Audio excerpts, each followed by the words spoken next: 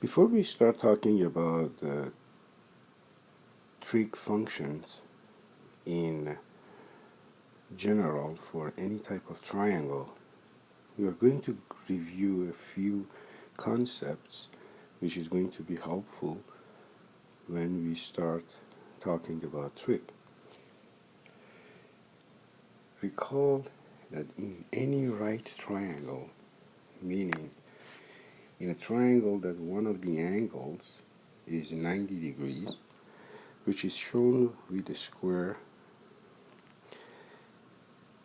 we can define three sides with three names. These they have special definitions.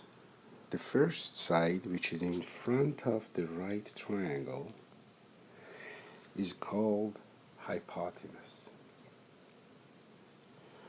So any side which is in front of the 90 degrees angle is called hypotenuse, which in this diagram is labeled with C, lowercase c. Now, the other two sides, which are called the legs in this diagram, are A and B. One important theorem in a right triangle, remember, it's only valid in a right triangle, is the Pythagorean Theorem. The Pythagorean Theorem says that in any right triangle, the square of hypotenuse is the sum of the square of the other two legs.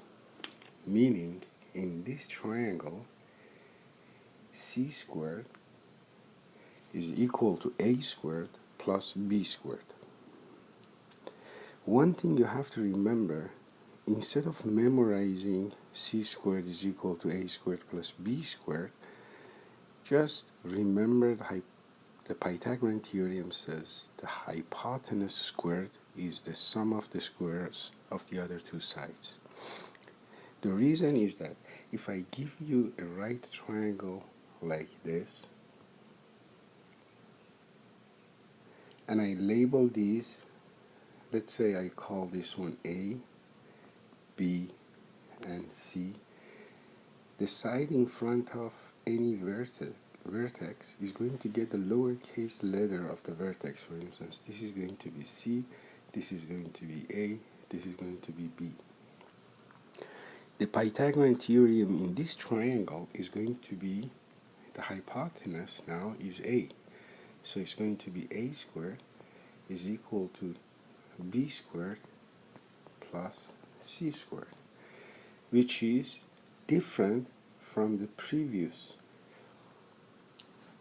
expression we had. So do not memorize c squared is equal to a squared plus b squared.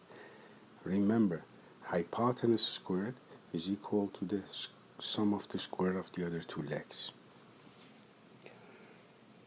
Now that we know the Pythagorean theorem, we can solve the triangle for any side which is missing. For instance, let's do one example. In this triangle, first of all, we can see that this angle is shown with a square. So this angle is 90 degrees. The side in front of it is going to be hypotenuse. So using the Pythagorean theorem, I can write 21 squared is equal to b squared plus 15 squared.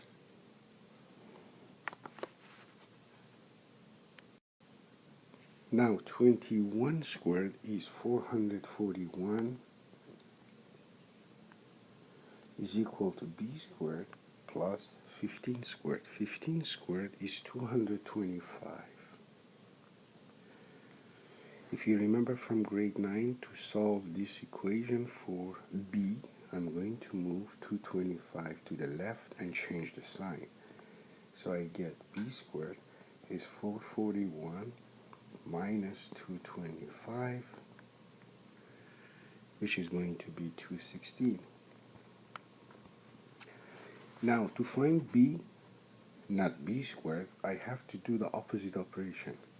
The opposite to square is square root. So I'm going to take the square root of both sides. The square root of 216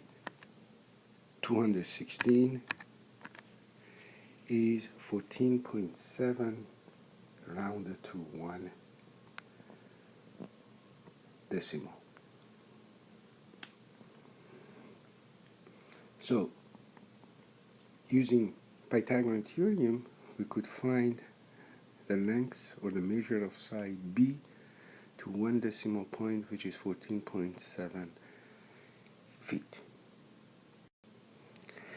Now, if you remember from grade 10 applied, we talked about metric and imperial unit conversions. The metric conversions were simple, and we have already given you two different tables. One is the conversion within metric system. For instance, 1 centimeter is 10 millimeter, 1 millimeter is 0.1 centimeter, and so forth. 1 centimeter is 100 centimeter, 1 meter is 100 centimeter, 1 centimeter is 0.01 meter, 1 kilometer is 1,000 meter, and 1 meter is 0.001 kilometer. The other one, the most common imperial units of length, are the inch, foot, yard, and mile. This is given in the second table, which you can see 1 foot is 12 inches, 1 yard is 3 feet, 1 yard is 32 inches, 1 mile is 5280 feet, and 1 mile is 1760 yards. Now, the only way you can remember these is either memorize them or use the tables handy. When you need them, you can refer to the table. There is nothing special about these tables. We are going to do a few examples on how to do the conversions. The first example is, if I have 54 centimeter, how much is it in meter? To do all these conversions, we are going to do ratios. If you refer to the table before, you can see that we have 1 meter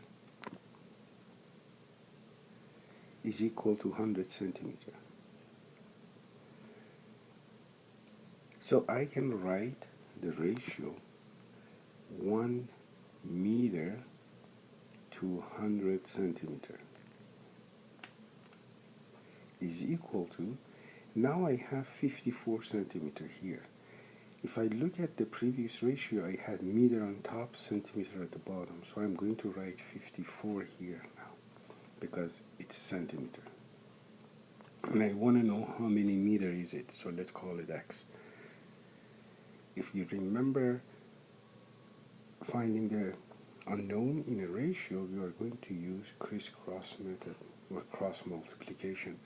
So I'm going to multiply 54 by 1, which is going to be 54, and then 100 by x, which is 100x.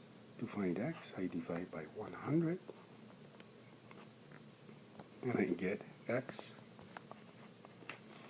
is 54 divided by 100, which is going to be 0.54 meters.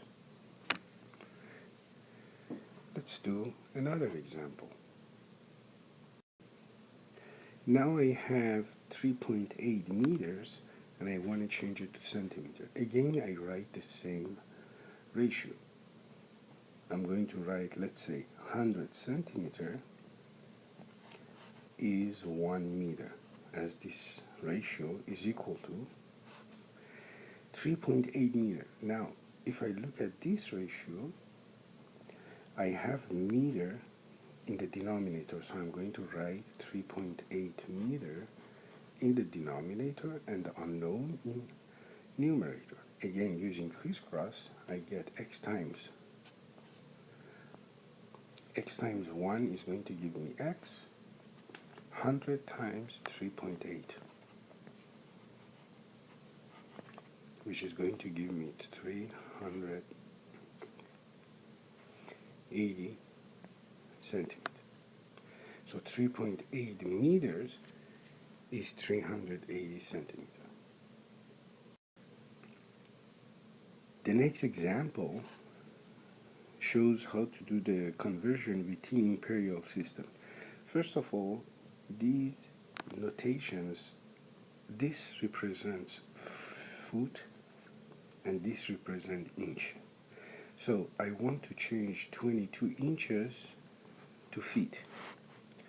To do that one, I can again go back to my conversions and I can see 1 foot is 12 inches. So I'm going to write a ratio like the following. I'm going to write 1 foot to 12 inches. Let me use the labeling that we just introduced. So I'm going to say 1 foot 12 inches is equal to 22 inches. I'm going to write it in the denominator because the 12 inches was in the denominator and x. I'm going to crisscross and I'm going to say 22 times 1 is 22 is equal to 12x, and then I'm going to divide by 12 and I'm going to get x is equal to 22 divided by 12. I get 1.83 feet. This is how you can change it to feet in decimal form. The last example is to change 12 feet and 4 inches to inches. To do that one, I'm not going to write it as ratio anymore. I'm going to change 12 feet 4 inches to inches straight without using ratios. First, I'm going to change 12 feet to inches. I know that 1 foot is 12 inches. So if I have 12 foot is how many inches? Again, I crisscross. I get that x times 1, which is x, is going to be 12 times 12, which is 144. So 12 feet is 144 inches. I also have 4 inches, so the total is 144 inches plus 4 inches, which is going to be 148 inches.